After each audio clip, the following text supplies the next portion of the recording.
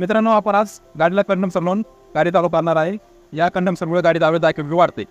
चला आपण कनेक्शन करू. हे साधं कंडन्सर आहे. आपण फॅनला वापरतो 3.5 एम्पियरचं.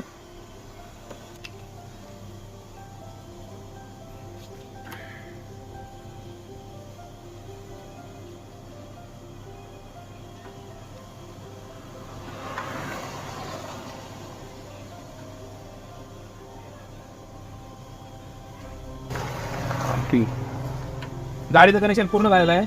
आता आपण गाडी चालू करतो. गाडी चालू होती तर कसं